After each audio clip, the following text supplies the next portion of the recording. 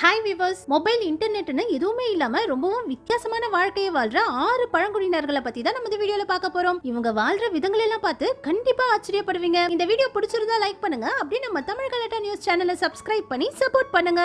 நம்ம முதல்ல பார்க்க போறது சென்டினல்ஸ் ட்ரைப். இந்த சென்டினல்ஸ் பழங்குடியினர்களை பத்தி எல்லாருமே கேள்விப்பட்டிருப்பீங்க. இப்ப வரைக்குமே உலகத்துல வாழ்ற மனிதர்கள்ல இவங்க மட்டும் தான் வெளி உலகத்தோட எந்த தொடர்புலயுமே இல்லாம இந்த தீவுக்குள்ள தனியா வாழ்ந்துட்டு இருக்காங்க. 50,000 வருஷத்துக்கு முன்னாடி ஆப்பிரிக்கால இருந்த நிறைய மக்கள் நம்ம இந்தியாவில வந்து குடியேறி இருக்காங்க. அப்ப வந்தவங்கள்ல கொஞ்சம் பேர் 26,000 வருஷத்துக்கு முன்னாடி இப்ப அந்தமானா இருக்கிற தீவுகள்ல போய் வாழ ஆரம்பிச்சிருக்காங்க. அந்த மாதிரி தீவுக்கு போன ஒரு குரூப் மக்கள் தான் இந்த நார்த் சென்டினல்ஸ் தீவுல போய் வாழ ஆரம்பிச்சிருக்காங்க. இவங்களுக்குன்னு ஒரு தனி மொழி இருக்குது. மத்த தீவுல இருந்த மக்கள் எல்லாம் 1900கள்ல தீவை விட்டு வெளியில வந்து கவர்மெண்ட் சொல்றத கேட்டு நம்மள மாதிரி நார்மலான வாழ்க்கையை வாழ ஆரம்பிச்சிட்டாங்க. ஆனா இந்த சென்டினல்ஸ் தீவுல இருக்கிற மக்கள் மட்டும் இப்ப வரைக்கும் யாரையுமே நம்பாம தனியாவே வாழ்ந்துட்டு இருக்காங்க. இதுக்கு காரணம் என்னன்னா, முதல்ல 1700ல இந்த தீவுல 5000ல இருந்து 6000 மக்கள் இருந்திருக்காங்க. 1800ல இது 3000ஆ குறைஞ்சிருக்கு. 1901ல இது 600ஆ குறைஞ்சிருக்கு. 1960ல கணக்கெடுக்கும் போது வெறும் 19 பேர் தான் இந்த தீவுல இருந்திருக்காங்க. முதல்ல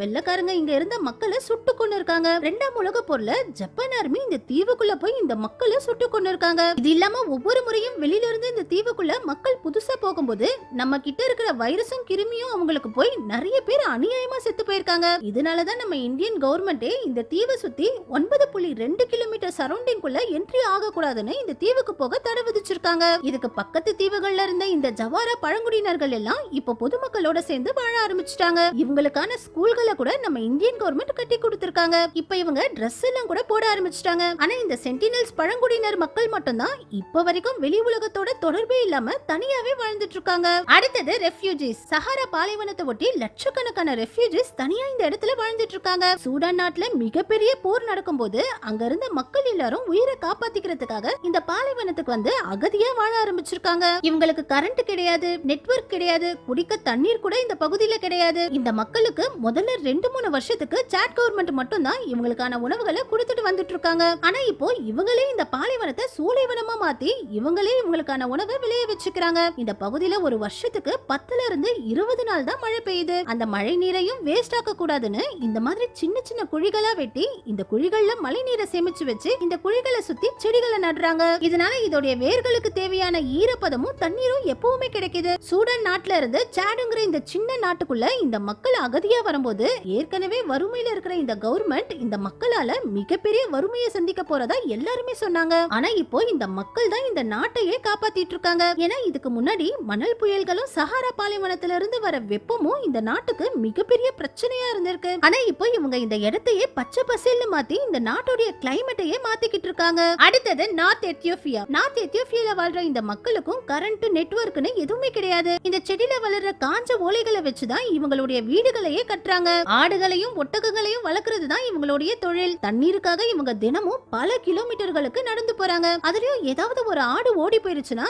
அதை நாள் முழுக்க தேடுறாங்க. ஏன்னா ஆடுகள் தான் இவங்களுடைய சொத்துக்கள் மாதிரி. லைட்டா ஸ்லிப் ஆனாலும் கீழே விழுந்து இறந்து போக வேண்டியதுதான். அந்த அளவுக்கு ஆபத்தான இடங்கள்ல கூட ஆடுகளை தேடுறாங்க. என்னதான் இவங்க கஷ்டப்பட்டு ஆடுகளை வளர்த்தாலும் நாய்களும் நரிகளும் வந்து அசால்ட்டா இவங்க ஆடுகளை கொண்டுட்டு போயிடுது. இவங்களுடைய வீடுகள் கூட பெர்மனன்ட் கிடையாது. கிளைமேட்டுக்கு ஏத்த மாதிரி வீடுகளையும் மாத்திக்கிட்டே இருக்காங்க. அடுத்தது யாக்குடாஸ். ரஷ்யாவுல உள்ள ரொம்பவும் கோல்டான சிட்டி தான் இந்த யாக்குடாஸ் சிட்டி. இங்க அதிகபட்சமா -70 டிகிரி அளவுக்கு கூட குளிர் அடிச்சிருக்கு. இந்த சிட்டில வாழ்றது இவ்ளோ கஷ்டமா இருக்கும்போது இந்த ஒரு குரூப் மக்கள் நாடோடிகளாகவும் வாழ்றாங்க. இவங்களுக்கும் கரண்ட்டும் நெட்வொர்க்கும் கிடையாது. இவங்க ஒரே இடத்துலயும் வாழ மாட்டாங்க. கிளைமேட்டுக்கு ஏத்த மாதிரி ஒவ்வொரு இடத்துக்கா போய் டென்ட் போட்டு தான் வாழ்றாங்க. மரக்கட்டைகளையும் விலங்குகளுடைய தோள்களையும் வச்சுதான் இவங்களுடைய டென்ட்டுகளை அமைக்கிறாங்க. ஐஸ் கட்டிகளை சூடாக்கி தண்ணி குடிக்கிறாங்க. இந்த யாக்குகளை வளர்க்கறது இவங்களுடைய முழு நேரம் வேலை. இதையே இவங்க உணவாவும் சாப்பிடுறாங்க. மீன்களையும் பிடிச்சு உணவாவும் சாப்பிடுறாங்க. நம்ம எல்லாம் இந்த இடத்துக்கு போனா ஒரு வாரம் கூட தாக்கு பிடிக்க மாட்டோம். அந்த அளவுக்கு இங்க பயங்கரமா குளிர் அடிக்குது. அடுத்தது கொரவாய் ட்ரைப். அமேசான் காடுகளுக்கு நடுவுல வாழ்ற இந்த கொரவாய் பழங்குடி மக்கள் 100 ஃபீட் உயரத்துக்கு மேல இருக்கிற மரங்கள்ல தான் இவங்களுடைய வீடுகளையே கட்டுறாங்க. இவங்களுக்கு வெளி உலகத்தோட பெருசா எந்த தொடர்புமே கிடையாது. விலங்குகளுக்கு பயந்து மரங்கள் மேல வாழ ஆரம்பிச்ச இந்த மக்கள்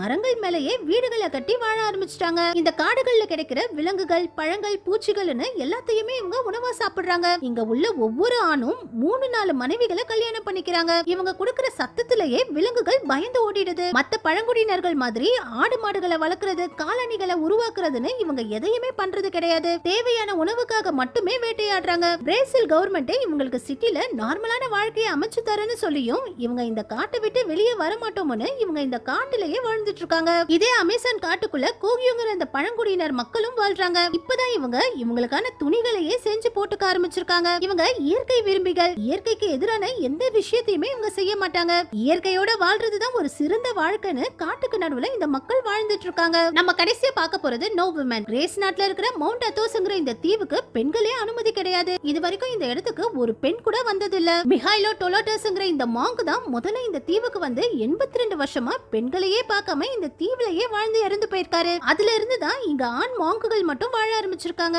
இது வரைக்கும் இங்க 1600 மாங்குகள் வாழ்ந்து இறந்து போயிருக்காங்க. கடவுளுக்கு சேவை செய்யணும்னு நினைக்கிற ஆண்கள் மட்டும் தான் இந்த தீவுக்கு வந்து வாழ முடியும். இவங்களும் மொபைல், இன்டர்நெட்னு எதுவுமே இல்லாம ஒரு தனி வாழ்க்கைய வாழ்ந்துட்டு இருக்காங்க. இவங்க இங்க வளர்க்கிற பூனைகளை கூட வெறும் ஆண் பூனைகளை தான் வளர்க்குறாங்க. பெண் பூனைகளுக்கு கூட இங்க அனுமதி கிடையாது. அந்த அளவுக்கு ரொம்பவும் வித்தியாசமான ஒரு வாழ்க்கையை இங்க வாழ்றாங்க. ஓகே வியூவர்ஸ், கரண்ட், மொபைல், இன்டர்நெட்னு எதுவுமே இல்லாம இவங்கள மாதிரி இயற்கையோட உங்களால வாழ முடியுமான்னு கமெண்ட்ஸ்ல சொல்லுங்க. இந்த வீடியோ பிடிச்சிருந்தா லைக் பண்ணுங்க. அப்படியே நம்ம சேனலையும் சப்ஸ்கிரைப் பண்ணி சப்போர்ட் பண்ணுங்க.